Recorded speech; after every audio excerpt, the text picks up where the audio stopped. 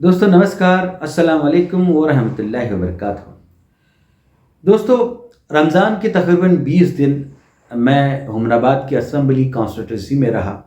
तकरीबन 60 से 70 गाँव का मैंने दौरा किया और लोगों से बातें की, लोगों को संबोधित किया, लोगों के साथ, इंटेलेक्चुअल्स के साथ मीटिंग की। मैंने ये जाना कि जितना काम राजशेखर पाटिल साहब ने किया है, शायद ही किसी इलाके में इतना काम हुआ होगा। अक्सर मेरी मुलाकातें मुसलमानों से रही, तो मुसलमानों का ये कहना था कि राजशेखर पाटिल साहब के पूरे टेन्योर में कभी नफ़रत का माहौल नहीं रहा। राजशेखर पाटिल साहब ने सारे मज़हब के लोगों को, सारे कौम के लोगों को साथ में लेकर काम करना पसंद किया और पूरी ईमानदारी के साथ, पूरे इंसाफ के साथ हर समाज को उनका हक दिलाया। हर समाज के काम किए, चाहे वो मस्जिद का काम हो या मंदिर का काम हो या कोई मठों का काम हो।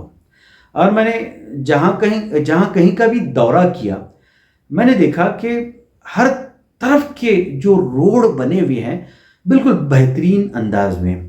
सिर्फ गांव को गांव जोड़ने वाले रोड ही नहीं, बल्कि खेतों में भी जाने वाले रोड भी बेहतरीन क्वालिटी के और कुशादा रोड वहां पर मौजूद थे। ऐसा नहीं कि इलेक्शन है कि इलेक्शन के करीब में रोड बनाए गए होंगे, ऐसा नहीं, बल्कि ये जो रोड बने हुए हैं, कोई रोड 2 साल पहले बना हुआ है, कोई 3 साल पहले बना हुआ है। अक्सर 80 से 90% रोड ऐसे थे जो 2-3 साल पहले बने हुए थे। और जो भी फंड आता है एमएलए के लिए या एक्स्ट्रा फंड जो भी राजशेखर पाटिल साहब ने हुकूमतों से लिया है, उसका भी बखूबी सही इस्तेमाल हुआ है। और मैंने कुछ दिनों पहले जनता दल के कुछ 1-2 नौजवानों का इंटरव्यू सुना, जो कि राजशेखर पाटिल साहब पर उंगली उठाने का काम कर रहे थे, उनके डेवलपमेंट्स को लेकर। अजीब लगा कि वो जो मुद्दा उठा रहे थे कि राजशेखर पाटिल साहब ने सर्किट हाउस या जिसे आईबी हम कहते हैं, उसके लिए 5 करोड़ का फंड जो है उन्होंने इस्तेमाल किया। उनका ये भी कहना था कि अगर वो फंड गरीब आवाम के लिए इस्तेमाल होता तो कितना अच्छा होता। लेकिन जनाब, हर एक काम की एक अहमियत होती है, हर एक काम अहम और ज़रूरी होता है। राजशेखर पाटिल साहब ने जहां आईबी के लिए फंड मुहैया कराया, वहां पर गरीब बस्तियों के लिए, गरीब अवाम के लिए भी काम किए।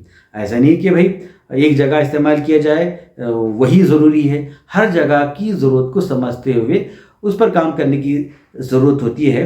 देश इसी तरह से आगे बढ़ेगा। हम सिर्फ एक पहलू पर सोचकर एक पहलू पर काम करेंगे तो देश कैसे तरक्की कर सकता है। हमें हर पहलू पर ध्यान देते हुए, हर एक काम पर ध्यान देते हुए काम करने की ज़रूरत है। मैं इन हजरात से ये भी कहना चाहता हूँ, जनाब ठीक है, आप तो राजशेखर पाटिल साहब के ऊपर टीका टिप्पणी कर रहे हैं। मैं आपसे ये कहना चाहता हूँ कि ज़रा आपके जो अमीर हैं, आपके जो पुराने 50 साल के सियासतदान हैं, उनसे भी तो सवाल कीजिए कि सीएम इब्राहिम साहब ने 50 साल के अरसे में आवाम के लिए क्या किया। सीएम इब्राहिम साहब जो अपने आप को कहते हैं कि मैं मुसलमान का लीडर हूं, जो कि स्वयं घोषित लीडर हैं, उनसे पूछिए कि आपने 50 साल के अपने करियर में मुसलमानों के लिए क्या किया है। खैर, बात अगर हम सीएम फैज़ की भी करेंगे तो सीएम फैज़ साहब एचकेबीके कॉलेज कई साल से चला रहे हैं। आप उनसे ज़रा पूछिए कि आपकी कॉलेज कितने नंबर पे आती है। बेंगलुरु शहर, बेंगलुरु में रहने वाले स्टूडेंट्स, तुलबा, वो खुद वहाँ पर एडमिशन लेना पसंद नहीं करते।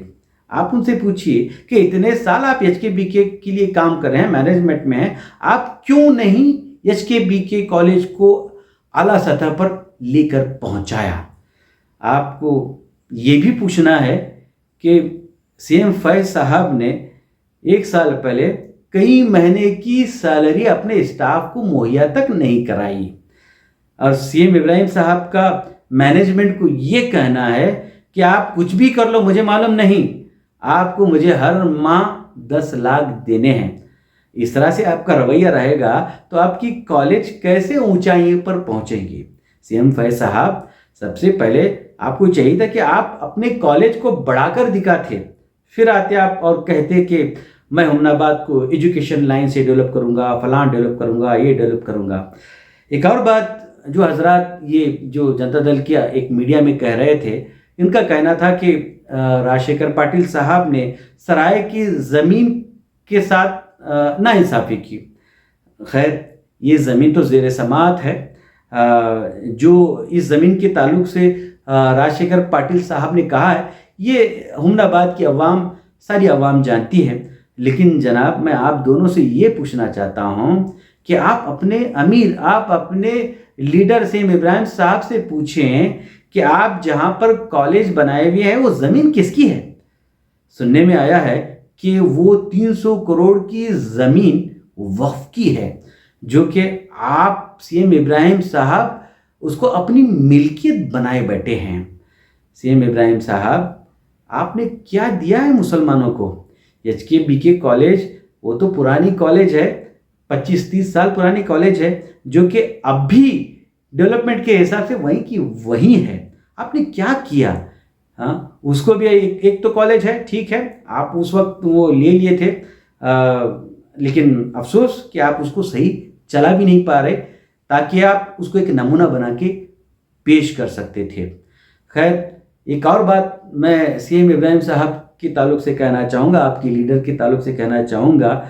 जब वो इंफॉर्मेशन एंड ब्रॉडकास्टिंग के यूनियन मिनिस्टर थे, तब उन्होंने फलक टीवी के नाम पर एक चैनल शुरू करने की बात कही थी, और इस चैनल के लिए करोड़ों का चंदा भी उन्होंने लोगों से लिया था। आप उनसे थोड़ा वो चंदे का हिसाब किताब भी पूछिए कि वो चंदा कहाँ गया।